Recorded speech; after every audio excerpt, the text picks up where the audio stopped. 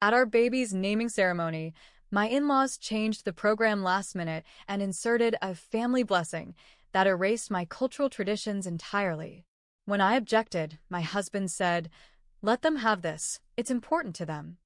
So, I let them have it. Then I scheduled a second ceremony, just mine, just my family, and just what I needed. And they weren't invited. I'm Marissa. I'm 34. I live in Savannah, Georgia with my husband, Ryan, who's 36. We met 7 years ago at a city volunteer cleanup event. He picked up trash like it was holy work. We hit it off over coffee that same day, and 6 months later, we were a couple. Ryan's family is white, old-school Southern, with that polite on the outside thing. The kind that smiles wide but lets you know with their eyes that you'll always be an outsider. My family's from New Orleans and the Sea Islands of South Carolina, Creole and Gullah Geechee. Proud, rooted, full of traditions that run generations deep. When we got married, I already knew his mother, Beverly, was a handful. She wasn't mean, just dismissive. Like when I talked about my background, she'd nod vaguely and say things like, "That's interesting," then change the subject. She wore white, technically cream, to our wedding and told me afterwards she couldn't find anything else that looked good on her. Ryan asked me to let it go. So I did. I let a lot go. Fast forward 5 years. I had our baby boy in October, Caleb Elijah. I remember holding him for the first time and thinking, this child is the best thing I've ever done. He looked like both of us, my eyes, Ryan's chin, my nose, his hands. I was exhausted but glowing. A couple weeks after, we started planning the naming ceremony. In my family, this is more than a party. It's a spiritual event, almost like a second birth. You call the ancestors. You speak the baby's name into power. There's prayer, food, songs, and a deep reverence for where the child came from. We booked a hall near my parents' church. My uncle, who speaks Gullah, was going to lead the main prayer. My grandma was going to sing a spiritual passed down through 4 generations. My cousin made white linen clothes for Caleb, embroidered by hand. We kept Ryan's family included. His dad was given a short reading, and his mom was going to light a candle. We didn't cut them out. We balanced the 2 cultures carefully. I thought that was fair. But 2 days before the ceremony, Beverly called. I was holding Caleb, who was colicky and wouldn't sleep, and I was dead on my feet. She said she had some suggestions for the ceremony. I told her to talk to Ryan. I was too tired to go back and forth. That was the mistake. The day of the ceremony, I showed up and something felt off. The first thing I saw was the printed program. It wasn't the one I made. Gone was the Gullah prayer. Gone was the ancestral dedication. In its place, a section called Family Blessing, 20 minutes long, led by Ryan's Uncle Mitch. I froze.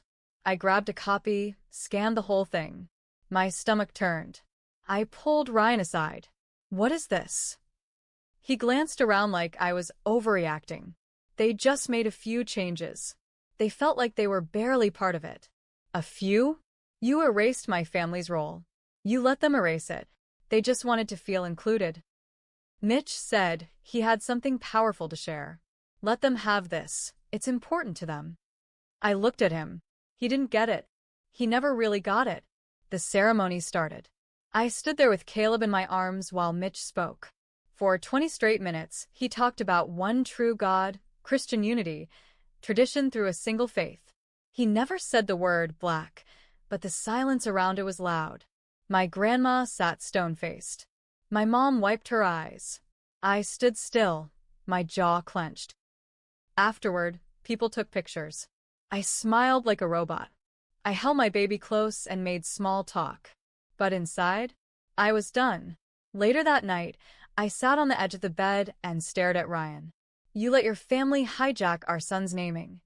They didn't hijack it. They contributed. No, I said. They took it. You let them take it.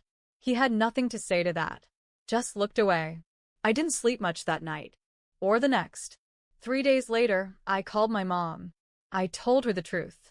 The real version. She didn't yell. She just said, "So, what are we going to do?" I said, We're going to do it right. We planned a second ceremony. Quietly, carefully. At our family church, the one my great-grandfather helped build in the 1920s. I told Ryan 3 weeks out. We're doing it again. Just my family. He looked confused. Why? Because my family didn't get their ceremony. Because my son deserves to be named in his full identity. And because what happened wasn't okay. He got defensive. So you're excluding mine now? No, I said.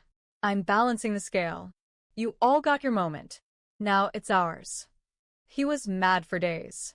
Kept saying I was overreacting. Said I was being divisive. I told him, your mother changed the damn program without asking me. That's divisive. He didn't have a good answer. 3 weeks later, we had the ceremony. It was everything I wanted. My uncle spoke in Gullah, clear and strong. My grandma sang the song I grew up hearing. We lit a candle for the ancestors. Everyone placed their hands on Caleb as we spoke blessings in English and Gullah. His name echoed through that old church like thunder. He wore the linen outfit. I wore white, too, simple but real. No show. Just love. Just truth. Ryan came to his credit. He sat in the back. Didn't smile, didn't frown. Just watched. His family wasn't invited. They found out after. Beverly called me crying. Left a voicemail saying she felt erased. She used my word. I didn't call her back. She showed up at our house 2 days later, trying to act hurt. I didn't let her in. Ryan tried to play peacemaker. Said I was being harsh. I said, she still hasn't apologized. Not to me. Not to my family. She doesn't think she did anything wrong. He didn't push after that. That was 3 months ago. Still no apology. Still no accountability. But Caleb? He has both names. Both stories. Both roots. He'll grow up knowing what they tried to erase. And I'll make damn sure he never forgets. A month after the second ceremony, things were quiet. Too quiet. Ryan didn't say much about it anymore. He went back to work, started coming home late a little more often. Not suspicious late, just distant. Like he didn't want to talk, because he didn't want to fight. We weren't fighting all the time, but we weren't connecting either. I felt like I was married to someone who watched something hurt me and chose silence. One night after putting Caleb to sleep, I asked him flat out, "Do you think your mom was wrong?" He didn't answer at first. Just rubbed his face like I asked him something too heavy. Then he said, "I think she meant well." My throat closed.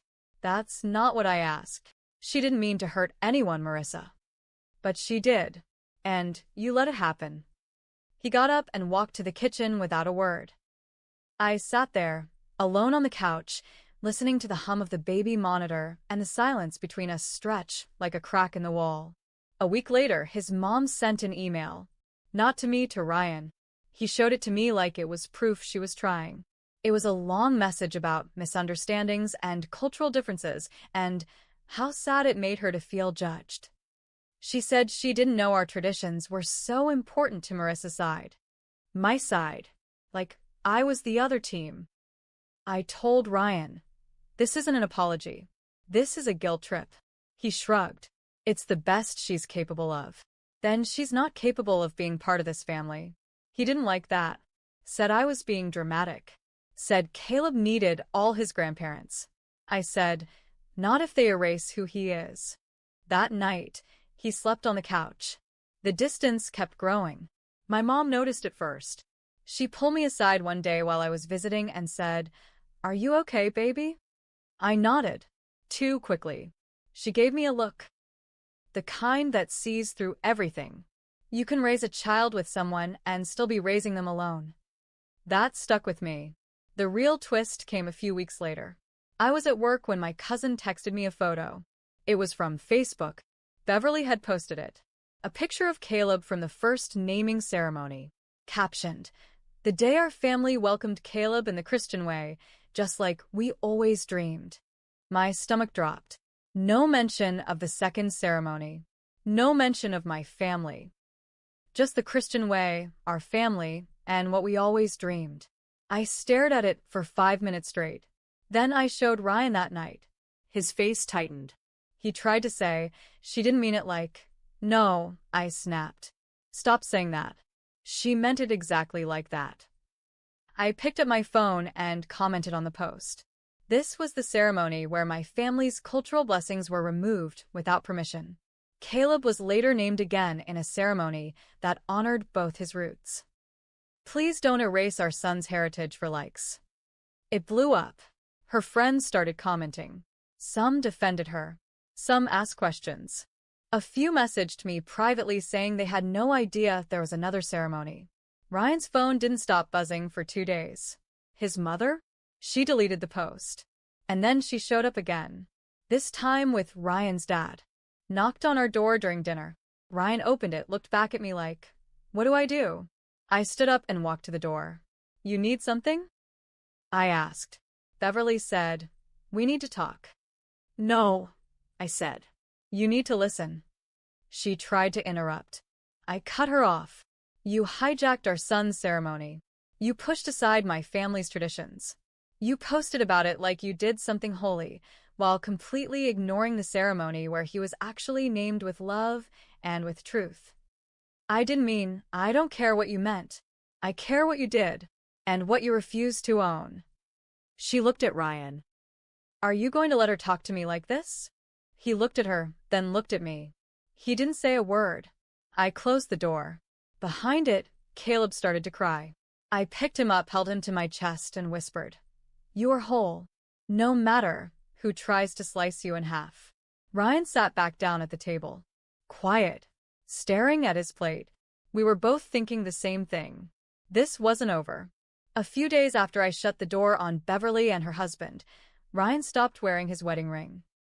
It was subtle at first. He said he forgot it after a workout, then that he took it off while washing dishes. Then he misplaced it. But I knew what it meant. It was a statement without words. We'd barely touched each other in weeks. Everything felt like business, co-parenting, bills, schedules. But there was no warmth. No partnership. One night, I sat him down and asked, do you still want this? Us. He didn't answer right away, just stared at his hands.